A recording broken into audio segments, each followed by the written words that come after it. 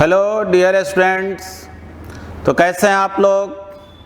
तो आज जो है हम लोग आगे सीखेंगे इंटीग्रेशन को। याद करो, डिफरेंशिएशन में जो हम लोग सीखे थे उसी का एक रिवर्स ऑपरेशन है, रिवर्स प्रोसेस है। जैसे हम लोग पढ़े थे कि x में अगर एक स्मॉल चेंजिंग करो तो उसको क्या बोलते हैं dx, y में स्मॉल चेंजिंग करो उसको क्या बोलते हैं dy, dy बाई dx जो है उसको क्या पढ़ते थे, differentiation of y with respect to x। लेकिन अब जो है हम लोग आज जो प्रोसेस पढ़ेंगे नाम क्या है उसका, इंटीग्रेशन। पहले तो इसका मतलब आप समझें।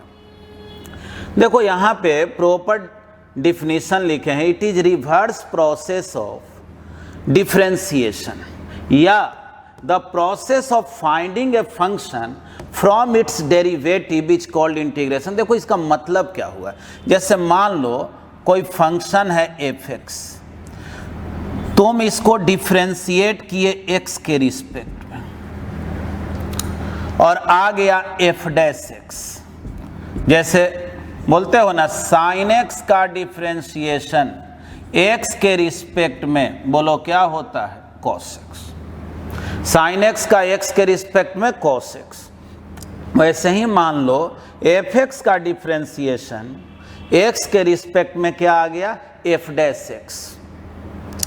अब हमको एक ऐसा प्रोसेस के बारे में बात करना है जिसमें हम f'(x) से वापस किसको ला दें, f(x) को। यानी कि देखो ये जो f'(x) हुआ ना, ये डेरिवेटिव हो गया, ये डिफरेंशिएशन हो गया किसका, f(x) का। f(x) का डिफरेंशिएशन f'(x), यानी sin x का डिफरेंशिएशन cos x। अब cos x से sin x को कैसे लाएं, उसी प्रोसेस को, ठीक ना, the process of finding a function, यानी पहले वाला जो फंक्शन जो sin x है इसको हम इसके cos x से, इसके डेरिवेटिव से, डिफरेंशिएशन से वापस कैसे पाएं, इस प्रोसेस का नाम क्या है, इंटीग्रेशन। समझ गए। तो अब ये काम करेंगे कैसे, तो देखो इसमें बहुत दिमाग नहीं लगाना है। जैसे अगर कोई कहेगा cos x का डिफरेंशिएशन, cos x का इंटीग्रेशन क्या हो, तो देखो इसको हम लोग लिखते हैं ऐसे हैं, cos x का इंटीग्रेशन क्या होगा। तो यहां भी बोलते हैं किसके रिस्पेक्ट में, तो x के रिस्पेक्ट में, तो बोलेंगे sin x। ठीक ना, अभी फॉर्मूला के हम लिस्ट बनाएंगे, लेकिन एक बात जानो, जैसे sin x का डिफरेंशिएशन cos x हुआ तो cos x का इंटीग्रेशन क्या होगा, sin x। देखो ये जो सिंबल दिया जाता है ना, इसको हम लोग बोलते हैं सिंबल ऑफ इंटीग्रेशन। लेकिन तुम क्या देखोगे कि बुक में ऐसा जब फॉर्मूला लिखा रहता है ना, तो बाद में c लिखा हुआ रहता है और c को लिख देता है कि ये कांस्टेंट टर्म है। तो ये सब क्यों लिखता है, ये सब समझा रहे हैं।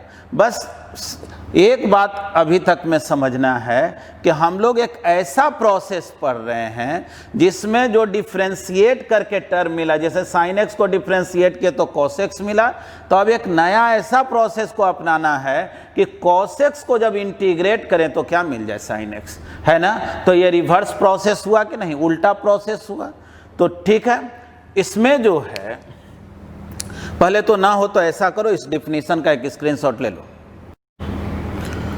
देखो हम लोग जो डिफरेंशिएशन में पढ़े थे, एक बार वो सब फॉर्मूला को लिख रहे हैं। sin x का डिफरेंशिएशन x के रिस्पेक्ट में cos x, cos x का डिफरेंशिएशन x के रिस्पेक्ट में minus sin x, tan x का डिफरेंशिएशन sec स्क्वायर x। याद करो cot x का differentiation minus cosec square x, sec x का differentiation sec x into tan x, log x का differentiation 1/x। देखो ये सब हम लोग डिफरेंशिएशन में पढ़े थे। Ex का डिफ्रेंशिएशन x के रिस्पेक्ट में ex। अगर मान लो x to the power n का डिफ्रेंशिएशन बोले, x to the power n का डिफ्रेंशिएशन x के रिस्पेक्ट में, तो ऐसा पढ़े थे। अगर एक मिनट के लिए ऐसे सोचो, x to the power n plus 1 का अगर हम लोग डिफ्रेंशिएशन करते तो क्या आता? तो n प्लस 1 पावर आगे लिख देते और x to the power n होता। फिर हम लोग सीखे थे कांस्टेंट का डिफ्रेंशिएशन 0। देखो ये नया फॉर्मूला नहीं, ये सब फॉर्मूला डिफ्रेंशिएशन से ही रिलेटेड है, जो हम लोग ऑलरेडी पढ़ चुके हैं। अब देखो इसी को रिवर्स प्रोसेस में आना कहा जाए। cos x का इंटीग्रेशन, बोले ना ऐसे साइन देते हैं इंटीग्रेशन का।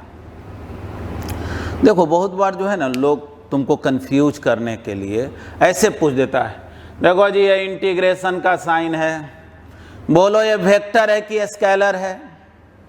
तो याद रखना वेक्टर स्केलर फिजिकल क्वांटिटी होता है, वो कोई सिंबल नहीं होता। ये तो जस्ट लाइक सिंबल है ना, कोई प्लस साइन माइनस साइन है ना। इंटीग्रेशन डिफरेंशिएशन जो सिंबल होता है ना वो वेक्टर होता है ना स्केलर होता है। इस बात को याद रखना कि कोई भी ऑपरेटर हो, सिंबल हो, नाइदर वेक्टर नॉर स्केलर। देखो जी ध्यान से, जैसे हम लोग इंटीग्रेशन का साइन दिए और बोले cos x का इंटीग्रेशन, देखो जी cos x का इंटीग्रेशन तो क्या आना चाहिए? उल्टा ना आना है, तो cos x का इंटीग्रेशन sin x, लास्ट में प्लस सी लिख देना। कोई भी इंटीग्रेशन, इसको हम लोग इंडिफिनिट इंटीग्रेशन बोलते हैं। तो इंडिफिनिट इंटीग्रेशन मतलब जिसमें लिमिट नहीं रखा रहता, यहाँ कुछ लिखा, आगे हम लोग डिफिनिट इंटीग्रेशन भी पढ़ेंगे, उसको जानेंगे। फिलहाल क्यों सी लिखोगे कुछ ही देर में उसका रीजन भी बताएंगे। अब देखो साइन एक्स का इंटीग्रेशन, तो साइन एक्स का, लेकिन यहाँ माइनस है तो साइन एक्स का माइनस कॉस एक्स बोलेंगे, यानी integration of sine x with respect to x is minus cos x. फिर देखो इसी तरह से सेक स्क्वायर एक्स का इंटीग्रेशन तो बोलेंगे टेन एक्स, है ना। कॉसेक स्क्वायर एक्स का इंटीग्रेशन तो minus cot x plus C, है ना, माइनस को इधर लेकर चले गए। इसी तरह से बोल सकते हैं sec x into tan x का इंटीग्रेशन तो सेक एक्स 1/x। अब देखो ये बहुत ज़्यादा यूज में नहीं आता है, मतलब मेथड तो समझ ही गया है, ऐसे चाहो लिख सकते हो sec x into tan x का इंटीग्रेशन x के रिस्पेक्ट में क्या हो गया? Sec x plus C. अब जो है यहां देखो log x का डिफरेंशिएशन 1/x, तो 1/x का इंटीग्रेशन क्या हो जाएगा? log x प्लस सी। ex का डिफरेंशिएशन ex, इसलिए ex का इंटीग्रेशन भी करोगे तो ex।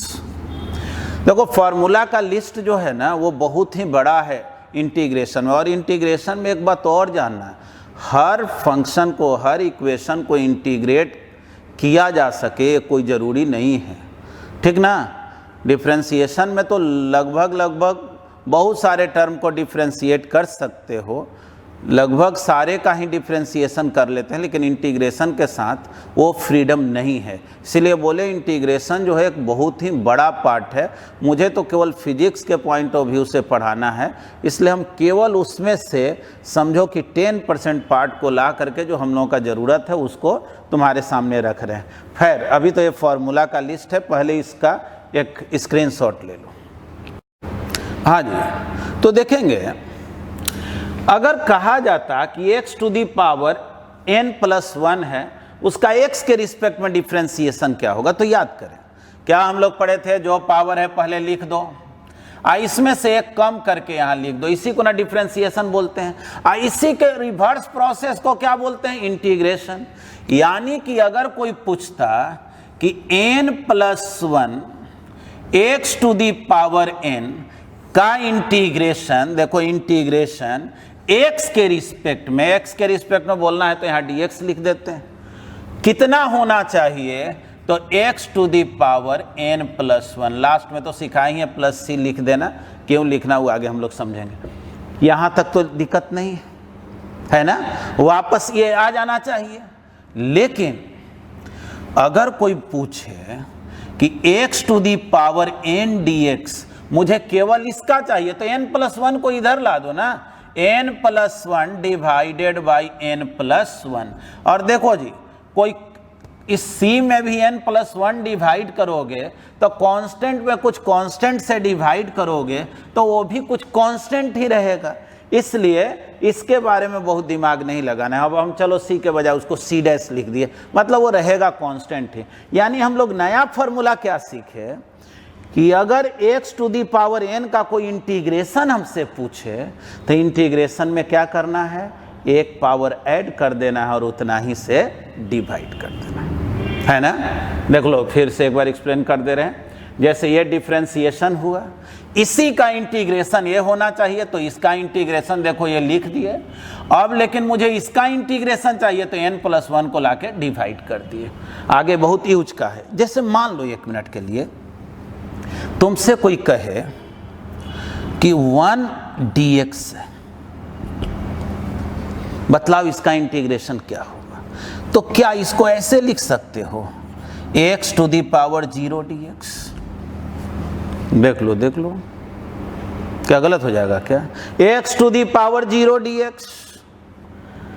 तो x पे पावर n जब होता है तो इंटीग्रेशन क्या होता है, n प्लस 1।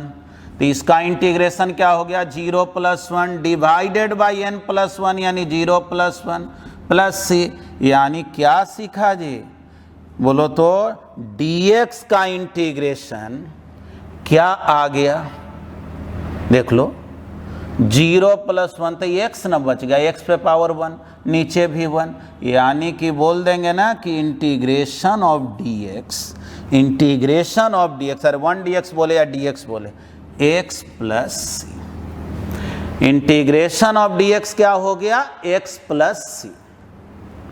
देखो जैसे बोलते हो ना डिफरेंशिएशन में, कांस्टेंट का डिफरेंशिएशन क्या होता है, तो 0, कांस्टेंट का 0।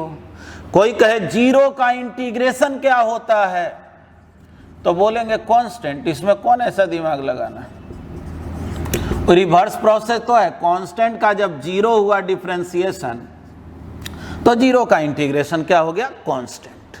बहुत जल्दी ये बता रहे हैं कि ये सब हम लोग सी क्यों जोड़ लेते हैं। चलो जी कुछ बात और समझते हैं। जैसे अगर तुमसे कोई कहे कि x स्क्वायर का डिफरेंशिएशन, ठीक ना, x स्क्वायर का डिफरेंशिएशन x के रिस्पेक्ट में क्या होगा, याद करो डिफरेंशिएशन तो क्या सीखे थे, 2x to the power 2 minus 1 यानी 1। गड़बड़ लिखा गया क्या, x स्क्वायर का डिफरेंशिएशन x के रिस्पेक्ट में क्या होता है, 2x।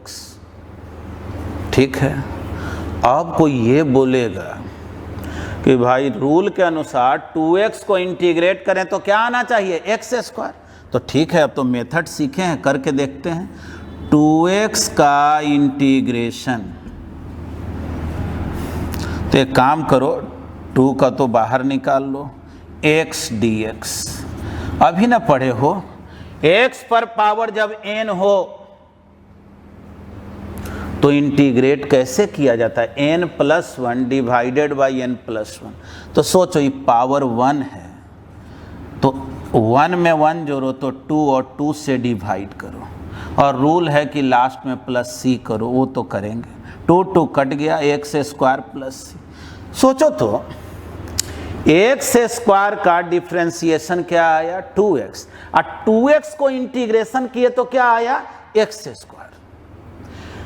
अब तुम्हारे माइंड में ये बात आता है कि ये भाई x स्क्वायर का तो 2x आया, 2x को तो आना चाहिए था x स्क्वायर, लेकिन आप तो लिख दिए x स्क्वायर प्लस c। ये भी c काहे के लिए लिख देते हैं, x स्क्वायर तक ही अच्छा नहीं है क्या।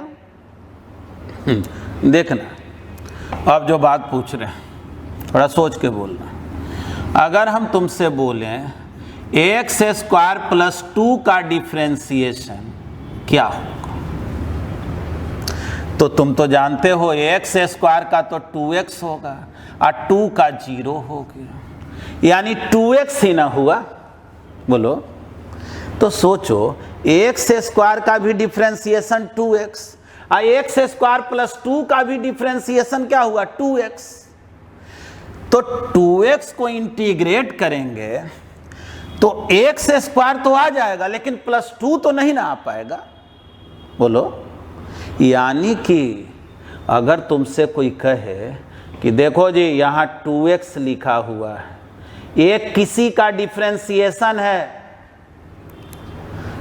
तो बतलाओ 2x कितने का डिफ्रेंसिएशन है, उसी को ना इंटीग्रेशन बोलते हैं। रिवर्स प्रोसेस है ना, इस टर्म को लाना है। मतलब 2x को इंटीग्रेट करके बतलाओ कि ये किसको डिफ्रेंशिएट करने से आया है।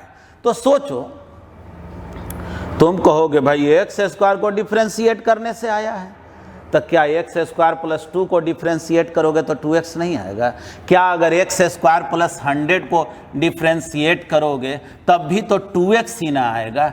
यानी कि 2x का इंटीग्रेशन क्या होना चाहिए, एक्स स्क्वायर होना चाहिए कि एक्स स्क्वायर प्लस 2 होना चाहिए कि एक्स स्क्वायर प्लस 100 होना चाहिए, क्या होना चाहिए?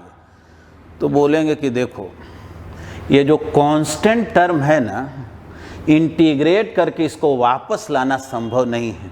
जैसे एक्स स्क्वायर प्लस 2 को डिफ्रेंशिएट किए तो 2x आ गया, लेकिन 2x को इंटीग्रेट करके एक्स स्क्वायर तो ला सकते, लेकिन ये 2 वापस आने वाला नहीं है। तो उसी के बदले हम लोग कौन टर्म यूज कर लेते हैं? तो उसके बदले हम लोग c लिख देते हैं। एक 2x को इंटीग्रेट करके एक्स स्क्वायर प्लस 100 नहीं ला सकते, तो इसी 100 के बदले क्या लिख लेते हैं c। तो कोई कहेगा लेकिन यहाँ तो भाई यही ना बात। तो बोलेंगे कि अगर तुमसे कोई कह दे कि 2x को इंटीग्रेट करो, यानी इनडायरेक्टली वो तुमसे ये कह रहा है कि ये बतलाओ ये जो 2x है किसको डिफ्रेंशिएट करने से मिला है। तो अगर तुम कह दोगे एक्स स्क्वायर को डिफ्रेंशिएट करने से मिला है, तो जवाब ये भी सही है। एक्स स्क्वायर प्लस 2 को डिफ्रेंशिएट करने से मिला है, ये भी जवाब सही है। एक्स स्क्वायर प्लस 100 को तो कैसे हम जाने कि कौन परफेक्ट जवाब है? तो इसीलिए हम लोग क्या बोल देते हैं, एक्स स्क्वायर प्लस सी में अब एक कांस्टेंट टर्म है, वो 2 हो 100 हो 200 हो या कुछ भी हो, उससे हमको मतलब नहीं है। तो उम्मीद है ये समझ गया होगा कि लास्ट में हम लोग सी इसलिए लिखते हैं क्योंकि जिस फंक्शन को हम लोग डिफ्रेंशिएट करते हैं उस फंक्शन में अगर कोई कांस्टेंट रहा होगा तो इंटीग्रेट करके वापस उस कांस्टेंट को लाना संभव नहीं है। ठीक है, तो पहले तो इसका एक स्क्रीनशॉट ले लें। और एक बात और बता दे रहे हैं कि देखो जो भी बात समझेंगे ना, जैसे अभी हम जो बात समझाए, तो एक पढ़ने का बहुत बढ़िया मेथड ये है ना कि इस बात को लिखना भी अपने से है।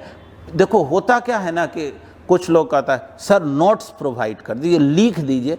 ठीक है, लिखने का भी हमेशा हर जगह लिमिट होता है, समझने के लिए तो अपना कल्पना शक्ति है। और कोई ज़रूरी नहीं, जिस भाषा को बेहतर जानते हो समझते हो उसमें लिखो।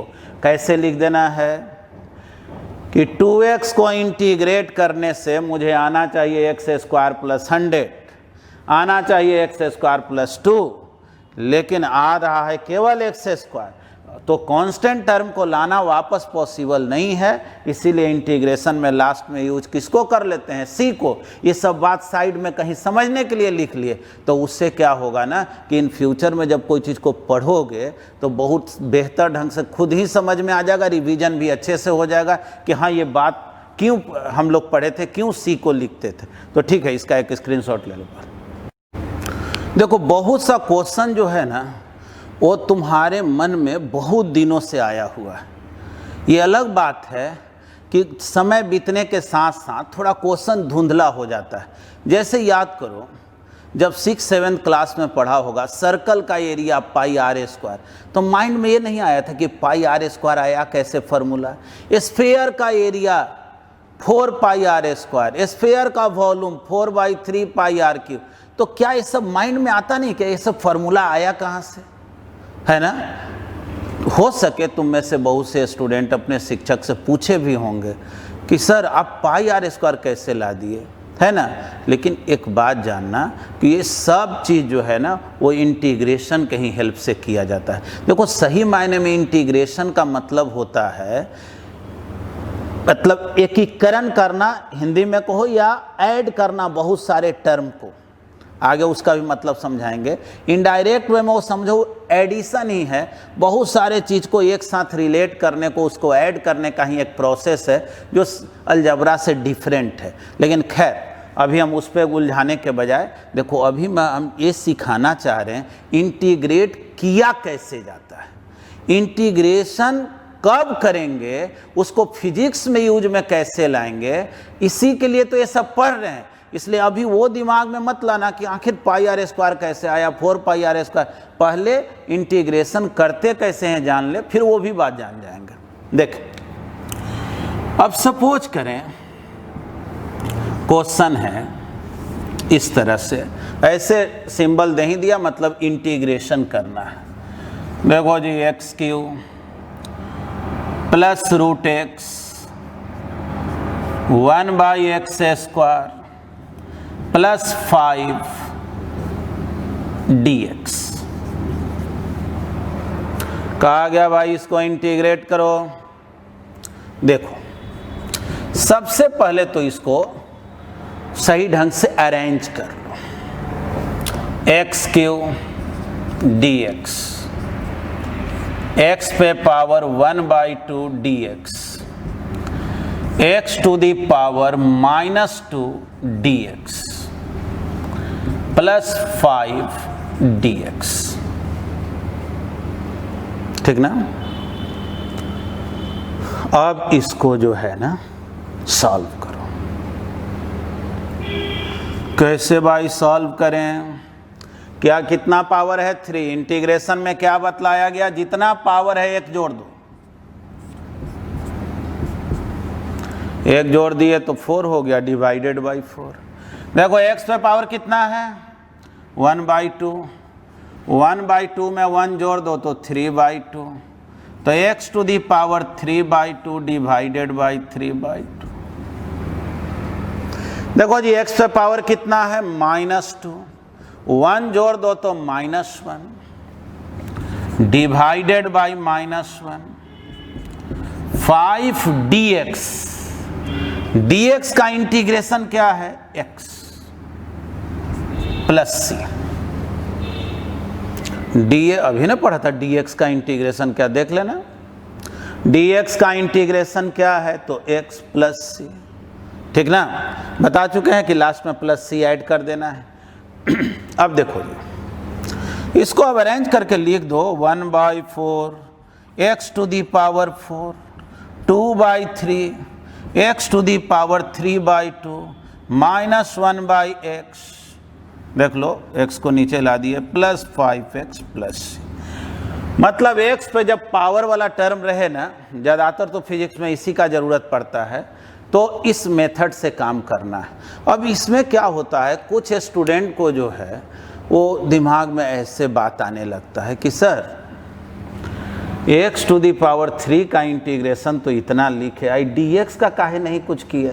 अरे सही बात ये है ना कि x to the power n, कोई पूछे ना x to the power n का इंटीग्रेशन क्या होगा, तो जानो ये मीनिंगलेस हो गया। जब तक यहाँ dx नहीं लिखा हुआ है तो हम कुछ नहीं कर सकते। इसका मतलब हुआ x to the power n का इंटीग्रेशन x के रिस्पेक्ट में क्या होगा, तो n प्लस 1/n। यानी ये फॉर्मूला तभी आता है जब यहाँ dx होता है, यानी समझ लेना x³ dx का ये वैल्यू है, dx नहीं होता तो मीनिंगलेस हो जाएगा। ठीक है। अब देखो कुछ बात और जानो, ये जो फॉर्मूला है ना, अगर तुमसे कोई कह दे 1/x का इंटीग्रेशन करो, मान लो 1 मिनट के लिए, तुम क्या किए, x को ऊपर लेकर के गए, पावर -1 कर दिए और बोले आप ही ना सिखाए हैं इंटीग्रेशन में रूल है, एक पावर जोड़ दो तो -1 में 1 जोड़ दिए तो 0। और उतना ही से डिवाइड कर दो प्लस सी। देखो तो ये तो अनडिफाइंड हो गया, मीनिंगलेस हो गया, इनफिनिटी आ गया, है कि नहीं। देखो एक बात जानना, ये जो फॉर्मूला है ना, ये बात को याद रखना कि x to the power n dx जो है n+1/n+1 होता है, लेकिन n should not be equal to -1। n का वैल्यू -1 नहीं होना चाहिए। और अभी हम कुछ देर पहले तुमको बतलाए हैं कि 1/x का इंटीग्रेशन log x होता है, क्योंकि log x का डिफ्रेंसिएशन 1/x होता है। तो ये इस शर्त को याद रखना है, ठीक ना। इसको स्टार बना दिए हैं, इसको यानी n should not be equal to -1, ठीक है। इसका एक स्क्रीनशॉट ले लो। हाँ जी, कुछ और एग्जाम्पल हम लोग लेते हैं। जैसे ये क्वेश्चन है, इसको इंटीग्रेट करना है x के रिस्पेक्ट। देखो जी, इसको पहले अरेंज कर लो। जैसे यहाँ देखो x², तो इसको ऊपर लेकर के चले जाएंगे तो पावर -2 है, और यहाँ x है तो x को ऊपर मत ले जाना। अभी बतलाएं कि x पे पावर -1 रहता है, तो x to the power n वाला जो फॉर्मूला है वो वैलिड नहीं होता है। तो इसको पहले हम लोग अरेंज कर लिए। चाहोगे तो अलग अलग स्टेपिंग कर भी सकते हैं। 3 को जो है ना बाहर ले लेते हैं, 3 sin x dx, 4 1/x dx, 1/x² को x to the power -2 dx, e to the power x dx plus 8 dx, है ना। बोलो जी, sin x का इंटीग्रेशन तो अभी पढ़े हो -cos x होता है, 1/x का क्या होता है तो log x होता है, यहाँ log e लिखा हुआ रहता है।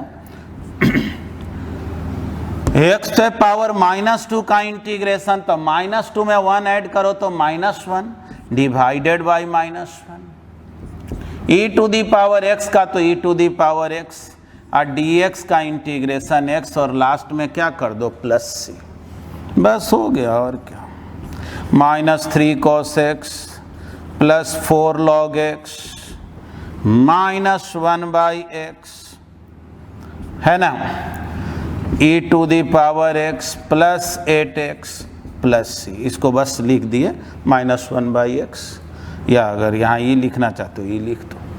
तो इस एग्जाम्पल को देखें। अब हम लोग एग्जाम्पल के आगे टाइप को बदल रहे हैं, पहले इसको आप लिख लें। तो अब जो है कुछ हम लोग टाइप को चेंज करते हैं। जैसे कहा गया sin 2x का इंटीग्रेशन x के रिस्पेक्ट में क्या होगा।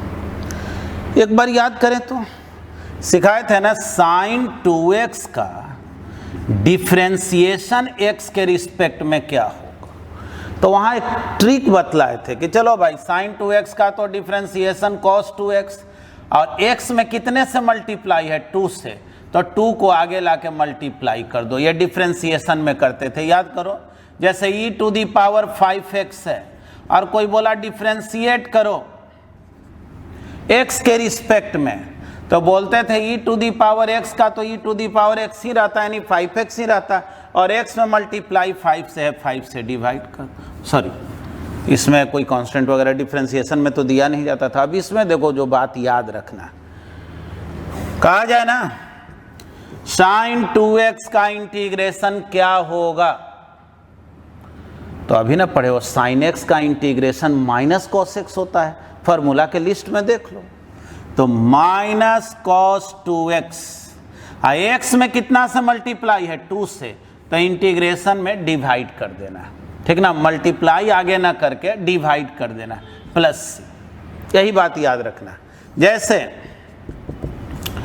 cos 4x dx, कोई नया क्वेश्चन नहीं है, वही क्वेश्चन है। cos 4x का तो कर दो sin 4x, cos का साइन इंटीग्रेशन में होता है, और 4 से डिवाइड कर दो प्लस c।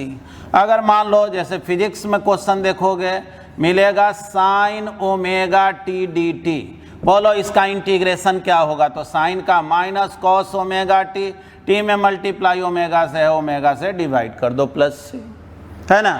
नया इसमें कुछ करना ही नहीं, एकदम सिंपल है। और इस टाइप का ही ज़रूरत हम लोगों को बहुत ज़्यादा पड़ता भी है।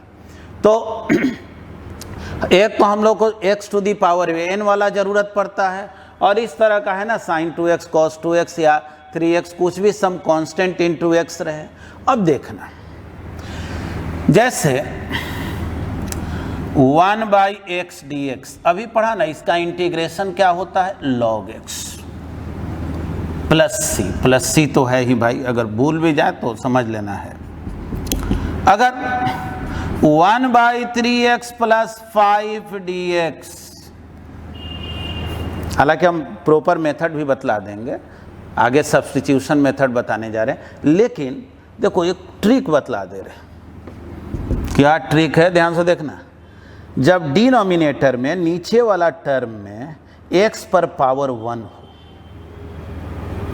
और ऊपर में dx हो, क्या बोले, नीचे वाला टर्म में x टू दी पावर 1 हो और ऊपर में dx हो, तो इसका जो इंटीग्रेशन है लॉग में लिख देना। ध्यान से देखो, बोले प्रूफ भी बतलाएंगे, लेकिन अभी इसको सीखना, क्योंकि हम लोगों को फिजिक्स में जो है ना डायरेक्ट रिजल्ट तक पहुंचना है। तो ऐसे बोलेंगे log 3x + 5, और x में कितने से मल्टीप्लाई है, 3 से, तो बस डिवाइड कर दो 3 से प्लस सी। आगे और एग्जाम्पल बता रहे हैं। अच्छा 1 मिनट देख ही लो, ये सब तो पहले का पढ़ा हुआ है ही। देखो जैसे तुमसे कहा गया ना, इस तरह से ऊपर में dx है, देखो जैसे यहाँ dx ही ना था, ऊपर में ही समझो, यहाँ लिखा हुआ रहे चाहे यहाँ लिखा रहे, उससे तो कोई फर्क पड़ना नहीं है। और यहाँ लिखा हुआ है ax + b, तो x पर पावर 1 है ना, तो बोल दो तो इंटीग्रेशन क्या होगा, तो पहले तो x में जितना से मल्टीप्लाई है उससे डिवाइड कर दो, और नीचे वाला जितना टर्म है उसको लॉग में लिख दो, और प्लस सी। देखो ये हम फिजिक्स पॉइंट ऑफ व्यू से सिखा रहे हैं हम, ये अलग बात है कि इस तरह के क्वेश्चन को आखिर यही आंसर क्यों हुआ वो रीजन भी दे रहे हैं, लेकिन तुमको जो है ना ये सब बात याद रखना, ये सब बहुत यूज का है फिजिक्स में, ठीक है। इसका एक स्क्रीनशॉट ले लें।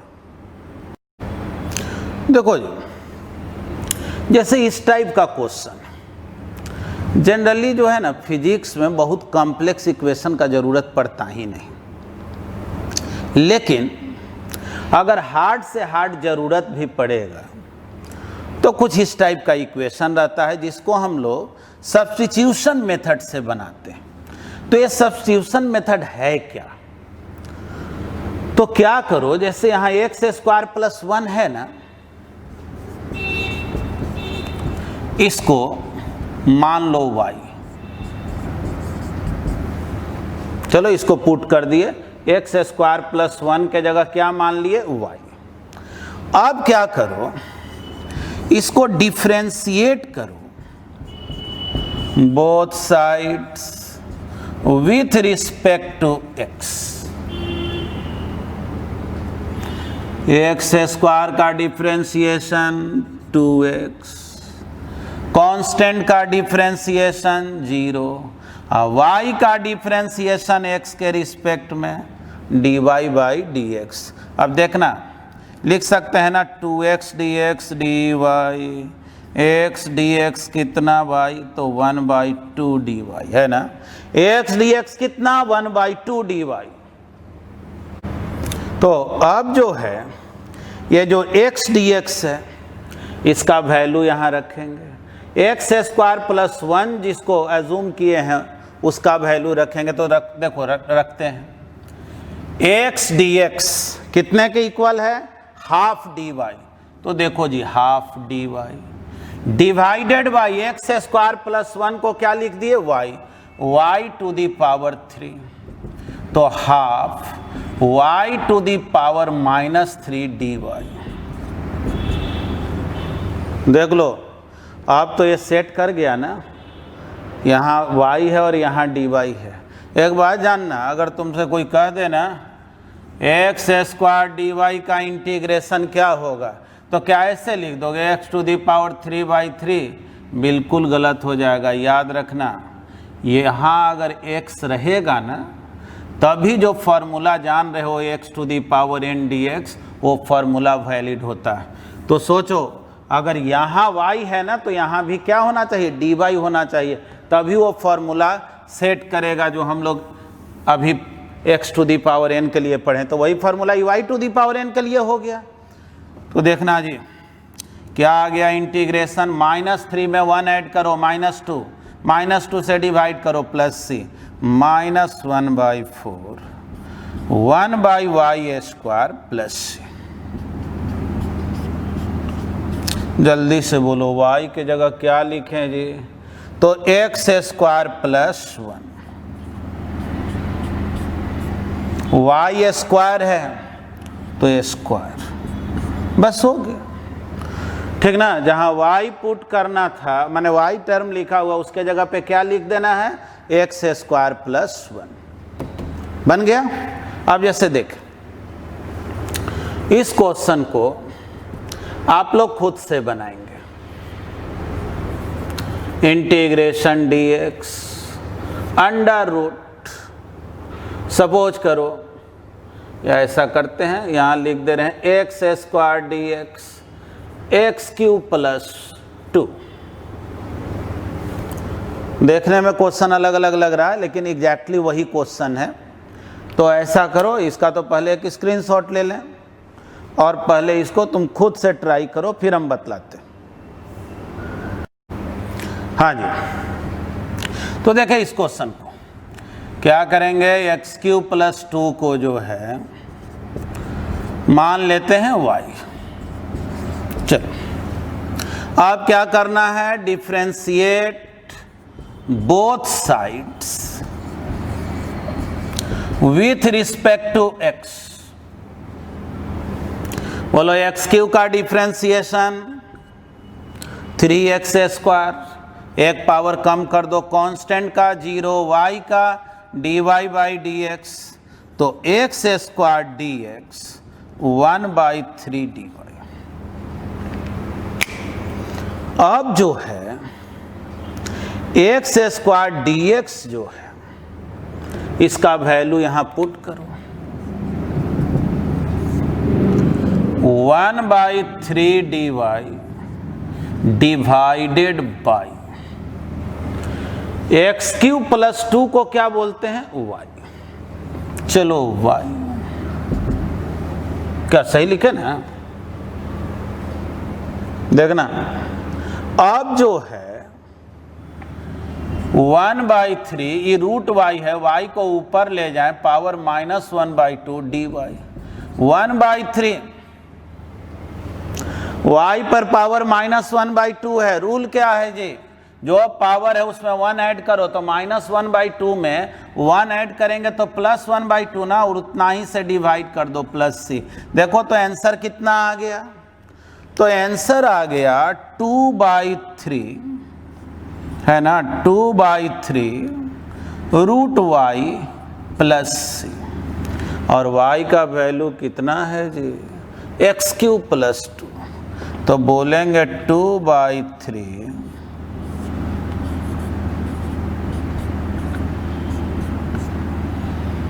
बस आंसर हो गया। ठीक ना, अब तो इस तरह के प्रॉब्लम को बना देंगे। चलो एक क्वेश्चन केवल ले लेते हैं, जो कि अभी बोले थे कि लॉग कैसे आ गया। जैसे मान लो ऊपर में dx है और नीचे में है 3x + 5। कहा गया तुमसे कि बतलाओ इसका इंटीग्रेशन क्या होगा, तो अभी हम सिखाए थे कि नीचे में जब x पर पावर 1 हो, ऊपर में dx रहे, तो उसको डायरेक्ट log x लिख देना, और x में जो मल्टीप्लाई है, जो कोफिशिएंट है, उससे डिवाइड कर देना। लेकिन खैर कैसे किए, इसको अगर मेथड में जाओगे तो ये 3x + 5 जो है ना, उसको क्या मान लिए, y। अब इसको फिर डिफरेंशिएट करो both sides with respect to x।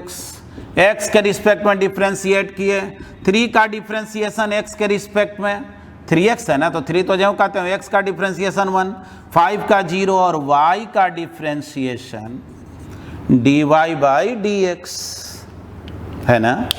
देखो तो 3dx इक्वल टू dy, यानी dx कितना हो गया जी, 1/3 dy है ना।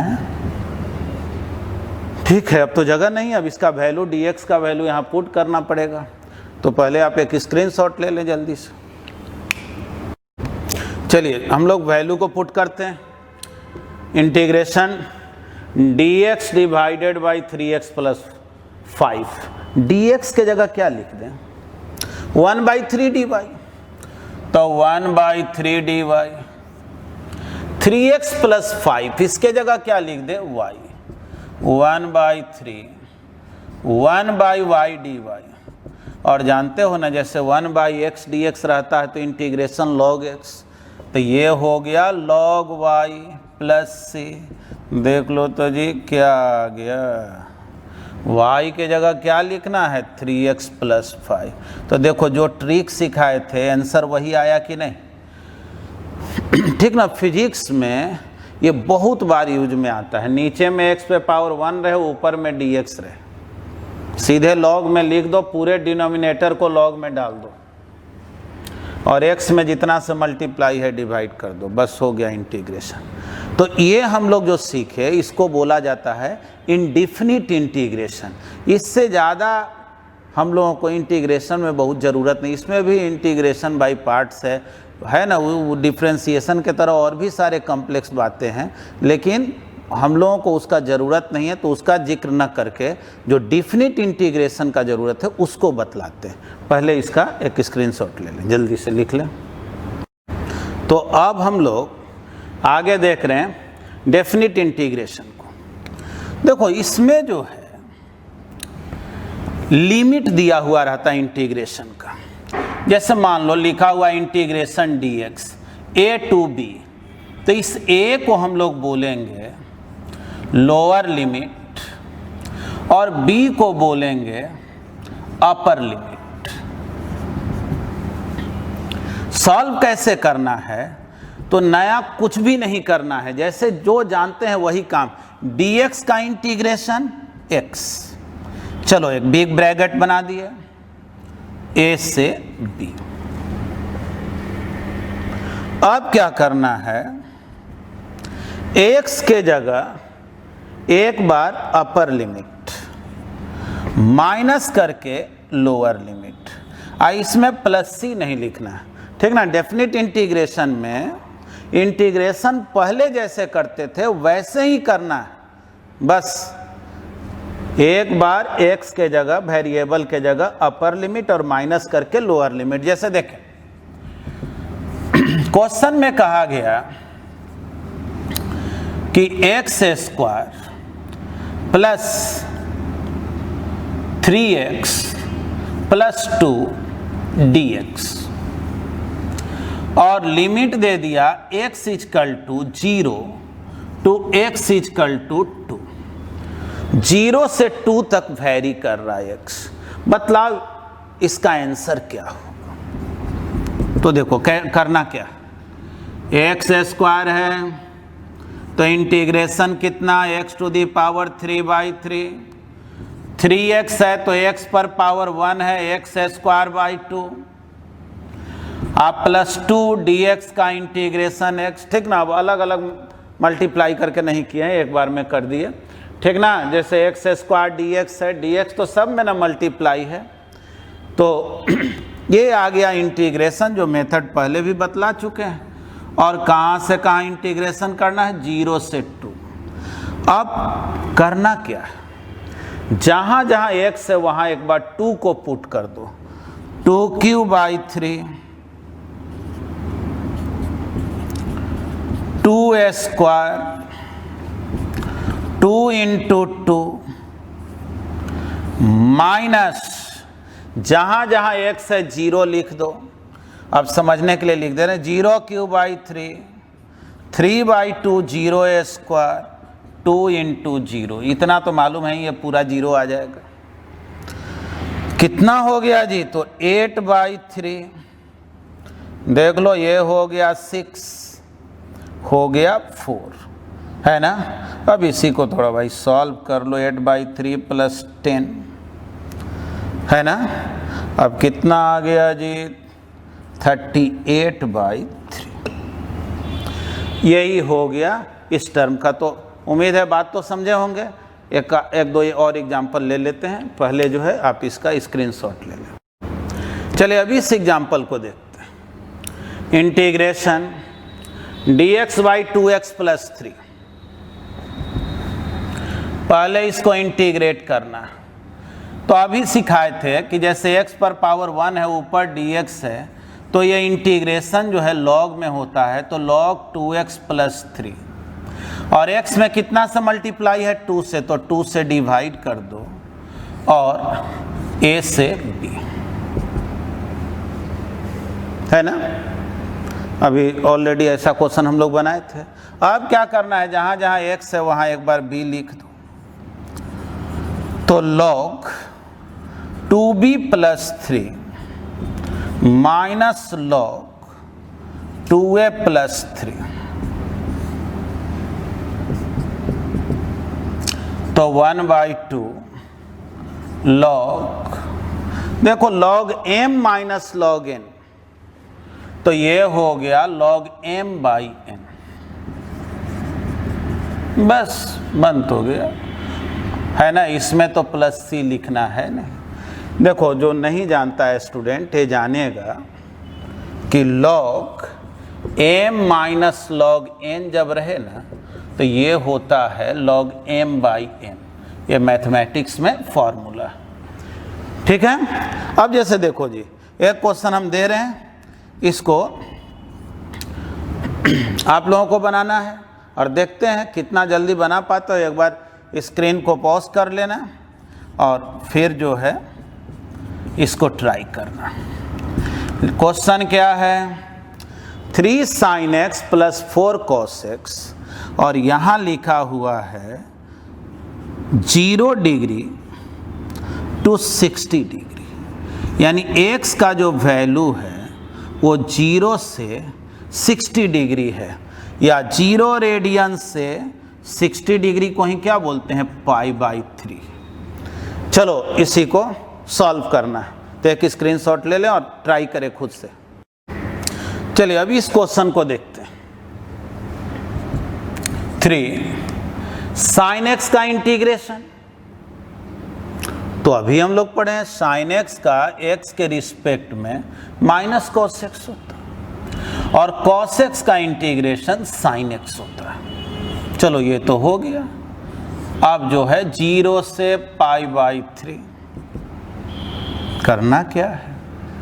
-3 cos x के जगह π/3, 4 sin π/3, है ना, -3 cos। देख लो जी क्या रूल है, एक बार जो है ना अपर लिमिट को रखना है, तो जहाँ जहाँ x है π/3 को लिख, और अब जहाँ जहाँ x है वहाँ 0 को लिखेंगे। तो cos 0 + 4 sin 0। अब इसी को सॉल्व कर देना है।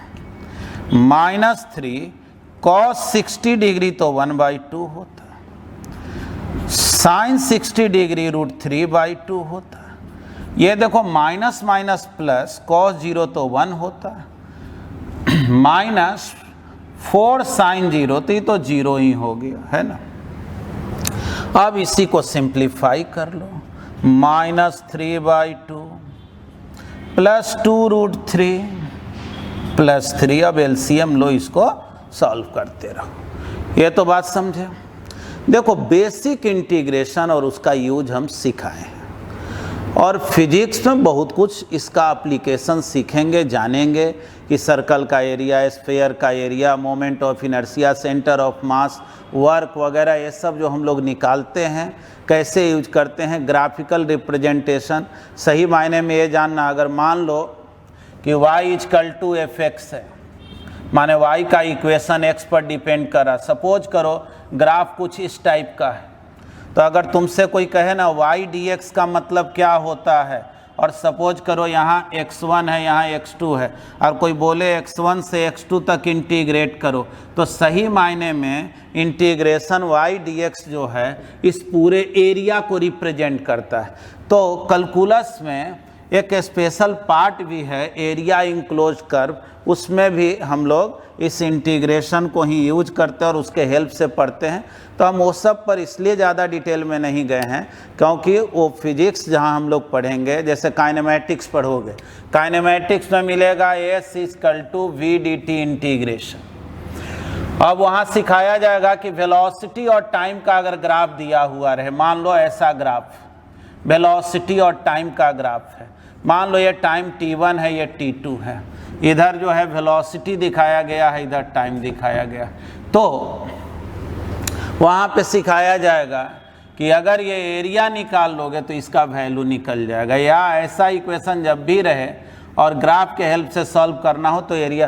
तो ये सब जो है ना फिजिक्स में हम लोग यूज में सीखेंगे। देखो एक बात और बता दे रहे हैं जैसे पढ़ाने के क्रम में क्या होता है कि कभी कभी कुछ चीज़ का जो है ना प्रोनाउंसिएशन कुछ हुआ, कभी लिखा कुछ जाता है। जैसे एक चीज़ याद रखना, जैसे पिछला ही जो डिफ्रेंसिएशन का वीडियो है, जैसे एक जगह हम मेंशन किए हैं dx, dx क्या है जी, तो very small change in x, ठीक ना। dx का क्या मीनिंग होता है, very small change in x, और गलती से जो है उसमें लिखा गया very small change in dx। तो इसको जो है ना, चूँकि बोलने के क्रम में तो बात आदमी समझा ही देता है, कहीं अगर इस तरह का थोड़ा मोड़ा एरर हो जाए तो उसको जो है ना थोड़ा इग्नोर करना, क्योंकि अब जो है हर वीडियो को एकदम बारीकी से बार बार देख करके, चूँकि फ्रीक्वेंटली बहुत फास्ट वीडियो डालना पड़ता है तो कभी कभी कुछ एरर हो जाता है, लेकिन हम लोग कोशिश करते हैं कि एक बार उसको ज़रूर देख ले। लेकिन कभी कभी दबाव में जो है आदमी जैसे ही बनाया तुरंत वीडियो अपलोड कर देता है, तो कभी कभी कुछ एरर आ जाता है। तो उसके लिए जो है थोड़ा सा ख्याल रखना, और दिक्कत हो तो बताना भी कमेंट में। ऐसा थोड़े है कि कुछ एरर नहीं हो, बोलने के क्रम में कुछ एरर हो जाता है ना, तो वो सब तो होता ही रहता है, लेकिन कोशिश अपने तरफ से किया जाता है कि जो भी काम हो वो एरर लेस काम है ना। तो ठीक है, तो देखो भाई डिफ्रेंसिएशन और इंटीग्रेशन इन दोनों का हम वीडियो बना दिए हैं। डिफ्रेंसिएशन 2 पार्ट में बना दिए थे, इंटीग्रेशन में अब इससे ज़्यादा फिलहाल हम नहीं सिखा रहे हैं, कुछ आगे जो है फिजिक्स में ही हम लोग सीखेंगे, ठीक है। अब एक पोर्शन है मैक्सिमा मिनिमा, वो बहुत सिंपल है फिजिक्स के पॉइंट ऑफ व्यू से। बार बार देखो बोलते हैं मैथमेटिक्स के पॉइंट ऑफ व्यू से ये सब जितना भी टॉपिक है ये मिला करके 1 से 2 महीना पढ़ा जाता है, और हमको 1 से 2 घंटा 3 घंटे में सब बात सिखाना है। तो हमको तो वही बात सिखाना है ना जो मेरा ज़रूरत है। वो ऐसा नहीं है कि हम पूरे जो है मैथमेटिक्स के विद्वान हैं और हर चीज़ों को एक्सप्लेन कर रहे हैं। हाँ, एक बात जैसे जानना, मान लो मैथ जब पढ़ते हो तो फंक्शन पढ़ते हो, है ना, उसमें तरह तरह का डिफरेंट काइंड्स ऑफ फंक्शन पढ़ते हो, ये पढ़ते हो। लेकिन हम लोग फिजिक्स पढ़ते समय कुछ लिमिटेड बात ही करते हैं, उसमें ज़्यादा डिटेल में जाते नहीं हैं। इसलिए अब जो है क्या करना है कि ये जो मैथमेटिकल पार्ट है बीच बीच में इसको रिवाइज कर लेना, कॉपी में नोट्स खुद से बना करके। और फिजिक्स में भी हर चैप्टर में यूज में नहीं आता है तो इसका भूलने का चांस होता है, ठीक ना। चलो धन्यवाद।